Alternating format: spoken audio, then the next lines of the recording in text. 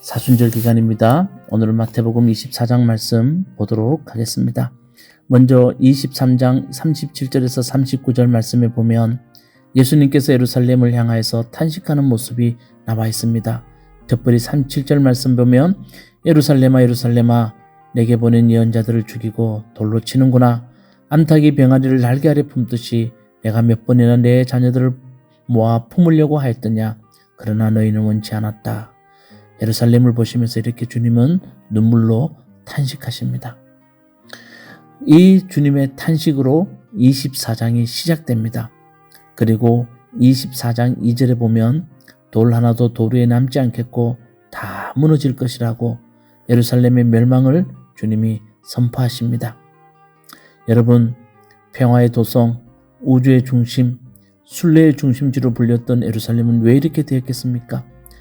물질과 결탁한 종교, 본질을 잃어버린 종교는 그 크기와 위엄과 권세와 상관없이 언젠가는 무너지고 만다는 겁니다. 아무리 예루살렘일지라도 본질을 잃어버리면 무너지게 되어 있다는 겁니다. 24장은 이렇게 무너질 예루살렘 성전을 바라보시면서 주님이 하신 말씀입니다. 예루살렘을 보시면서 주님이 하신 말씀, 그것이 바로 24장입니다. 특별히 주님은 타락한 종교의 모습을 통해 세상의 종말을 말씀하십니다. 그러니까 종교적 타락이 곧 세상의 종말이라는 것을 말씀하고 계십니다. 타락한 종교의 모습과 세상의 종말을 등치시키면서 타락한 종교가 세상을 얼마나 혼란스럽게 하는지를 우리에게 들려주고 있다는 겁니다. 이 맥락에서 24장을 읽어야 됩니다. 가끔은 24장을 종말장이라고 말합니다. 예, 맞습니다. 그러나 이 종말은 예수님이 오시기 전에 어떤 모습을 말하는 종말이 아닙니다. 엄밀히 말하면 여기서 말하는 종말은 종교가 타락해서 주는 종말의 모습, 타락한 종교가 가져다 주는 세상의 모습을 우리에게 말해주고 있다는 겁니다. 물론 저 뒤에 가면 정말 종말의 모습에 대해서 주님이 잠깐 언급하시지만 전체적인 맥락은 종교적 타락이 주는 종말을 말하고 있다는 것을 기억하시고 말씀을 읽으셔야 된다는 겁니다. 자, 1절에서 28절 말씀 보면 예루살렘의 마지막의 모습이 나와 있습니다. 자, 주님이 예루살렘이 무너질 것이라고 말할 때 제자들이 주님께 찾아와서 선생님, 이런 일이 언제 일어나겠습니까? 선생님께서 다시 오실 때와 세상 끝날에는 어떤 징조가 있습니까? 라고 3절에 주님께서 제자들이 두 가지 질문을 합니다. 그랬더니 주님은 제자들에게 먼저 조심해야 될 것에 대해서 말씀하십니다. 4절 말씀 보시면 주님이 먼저 제자들에게 사람들에게 속지 않도록 조심하라고 말합니다. 종교가 타락할수록 정말 조심해야 될 것은 사람들에게 속지 않는 겁니다. 5절 말씀 보니까 어떤 사람이 나타나서 사람을 속입니까? 내가 그리스도다 라는 사람들이 종교가 타락하면 할수록 그런 사람들이 많이 나타날 것이라는 겁니다. 그래서 속지 않도록 조심하라고 말합니다. 그리고 7절, 6절 말씀에 보면 당황하지 않도록 조심하라고 말합니다. 예, 전쟁, 기근, 지진이 일어날 때, 이런 징조가 일어날 때 당황하지 않도록 조심하라는 겁니다. 사람들은 자꾸 징조만 가지고 말합니다. 근데 여러분 가만히 보십시오. 인류사에 전쟁이나 기근이나 지진이 일어나지 않은 때가 있었습니까? 그런데 거짓 예언자들은 자꾸 이런 징조를 가지고 이야기할 때 당황하지 않도록 조심하라고 말합니다. 그리고 13절에 보니까 끝까지 견디는 사람이 되라고 말합니다. 세상이 어수선할수록 거짓 예언자들이 많이 나타나고 불법이 성행합니다. 사랑이 식어집니다. 거기에 많은 사람이 동참합니다. 그럴 때 주님 말씀하십니다. 끝까지 견디는 사람이 되라. 그렇게 말씀하십니다. 다시 말하면 세상이 어수선할수록 종교가 타락할수록 자신을 볼살피고 견고히 서는 사람이 되라고 말씀하십니다. 그러면서 여러분 우리가 1절에서 28절을 읽을 때에 여러 가지 징조가 나옵니다. 이 징조를 통해서 주님이 무슨 말씀하실까요? 타락한 종교가 만드는 세상을 땅의 재난과 등치시키고 있다는 겁니다. 잘 들어보십시오. 전쟁, 난리, 기근, 지진, 거짓 예언자, 환란, 이런 징조가 많이 나타날 것이라고 말합니다. 잘못된 종교 지도자들과 종교는 세상의 전쟁과 기근과 지진처럼 사람들에게 큰 어려움 준다는 말씀을 이렇게 등치시켜서 우리에게 말씀하고 있다는 겁니다. 그리고 이렇게 말씀하고 있습니다. 이렇게 시대가 어려울수록 이런 징조들을 크게 언급하는 사람들, 그런 사람들이 거짓 예언자들이라고 23절, 24절에 말씀하고 있습니다. 예수께서 이런 징조를 언급하신 이유가 있습니다. 이런 징조들과 같은 일들이 삶의 자리에서 일어나면 내가 제대로 길을 가고 있는지를 점검해 보라는 겁니다. 그런데 여러분 이상하죠? 이런 여러 가지 징조가 일어나면 이런 징조들만 언급하고 크게 부풀려서 사람들을 유혹하는 사람들이 있습니다. 그런 사람들이 거짓 예언자들이라는 겁니다. 그러니까 이런 징조들을 볼 때마다 우리는 주님, 내가 거짓 그리스도인은 아닙니까? 그리고 나는 거짓 예언자들의 길로 가고 있지는 않습니까? 나를 점검하라는 겁니다.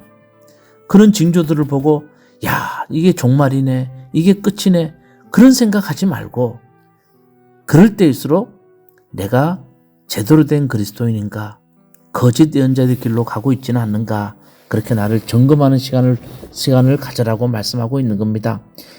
무너질 예루살렘을 보시면서 하시는 주님의 말씀이 바로 이 말씀입니다. 자, 그리고 무화과나무에 대한 교훈이 나와 있습니다. 32절에서 35절입니다. 무화과나무 가지가 연하해지고 잎이 돋으면 여름이 가까운 줄 안다는 겁니다. 그런 세상의 징조를 보면 우리가 잘 알아차리더라는 겁니다.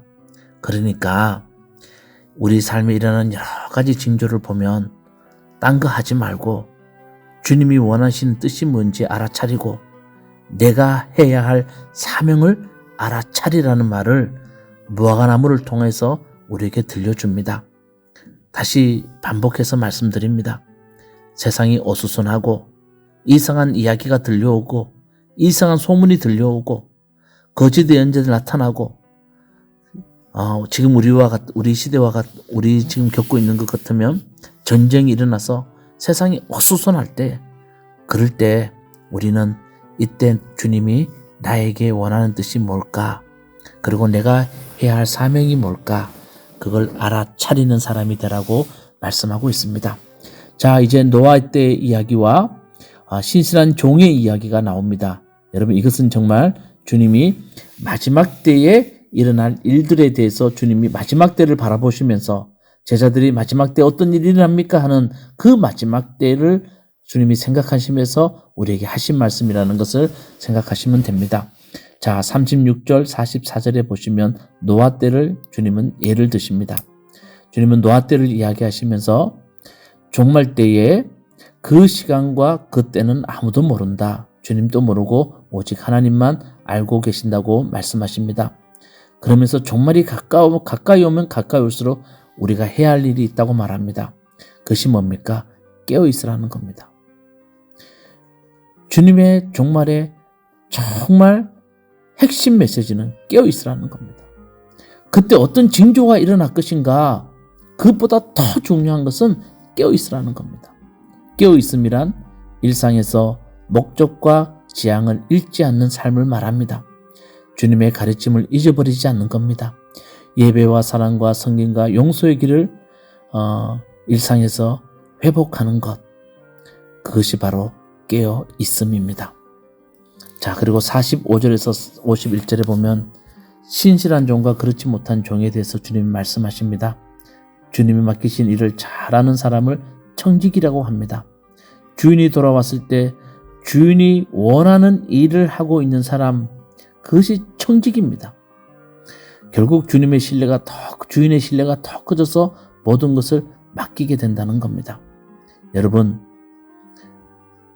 주님이 오실 때를 기다리는 사람, 정말 그 때를 기다리는 사람 중에 어떤 사람이 청직입니까? 주인이 돌아왔을 때 주인이 원하는 일을 하고 있는 사람입니다. 그게 청직입니다. 주님의 때가 가까우면 가까울수록 주인이 원하는 일을 할 수 있는 사람이 되라는 것을 말씀하고 있습니다. 깨어있음은 어떤 것인지 주님 우리에게 명확하게 말씀하고 계십니다. 주인이 맡긴 일들을 잘 감당하는 겁니다. 묵묵히 자기 자리에서 맡겨진 소명을 잘 감당하는 사람, 그 사람이 깨어있는 사람입니다. 오늘 이 말씀을 통하여서 우리 하나님 앞에서 우리 자신을 깊이 돌아보는 시간 되기를 간절히 소망합니다. 기도하시겠습니다. 주님, 지금 우리가 살아가는 세상이 많이 어수선합니다. 정말 무슨 일이 일어날 것 같은 세상입니다. 이럴수록 주님, 우리는 속지 않고 당황하지 않고 끝까지 견디는 사람 되게 하여 주시옵소서.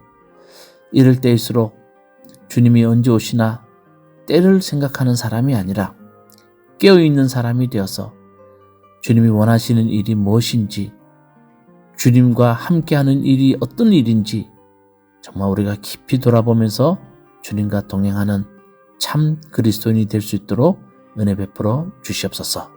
예수님 이름으로 기도드리옵나이다. 아멘. 마태복음 24장. 예수께서 성전에서 나와서 걸어가시는데 제자들이 다가와서 성전 건물을 그에게 가리켜 보였다. 예수께서 그들에게 말씀하셨다. 너희는 이 모든 것을 보고 있지 않느냐? 내가 진정으로 너희에게 말한다. 여기에 돌 하나도 돌 위에 남아있지 않고 다 무너질 것이다. 예수께서 올리브산에 앉아 계실 때에 제자들이 따로 그에게 다가와서 말하였다. 이런 일들이 언제 일어나겠습니까? 선생님께서 다시 오시는 때와 세상 끝날에는 어떤 징조가 있겠습니까? 우리에게 말씀해 주십시오. 예수께서 그들에게 말씀하셨다. 누구에게도 속지 않도록 조심하여라. 많은 사람이 내 이름으로 와서 말하기를 내가 그리스도이다 하면서 많은 사람을 속일 것이다. 또 너희는 여기저기서 전쟁이 일어난 소식과 전쟁이 일어나리라는 소문을 들을 것이다. 그러나 너희는 당황하지 않도록 주의하여라. 이런 일이 반드시 일어나야 한다. 그러나 아직 끝은 아니다. 민족이 민족을 거슬러 일어나고 나라가 나라를 거슬러 일어날 것이며 여기저기서 기근과 지진이 있을 것이다. 그러나 이런 모든 일은 진통의 시작이다. 그때 사람들이 너희를 환난에 넘겨줄 것이며 너희를 죽일 것이다. 또 너희는 내 이름 때문에 모든 민족에게 미움을 받을 것이다. 또 많은 사람이 걸려서 넘어질 것이요 서로 넘겨주고 서로 미워할 것이다. 또 거짓 예언자들이 많이 일어나서 많은 사람을 홀릴 것이다. 그리고 불법이 성하여 많은 사람의 사랑이 식을 것이다. 그러나 끝까지 견디는 사람은 구원을 얻을 것이다. 이 하늘나라의 복음이 온 세상에 전파되어서 모든 민족에게 증언될 것이다. 그때야 끝이 올 것이다.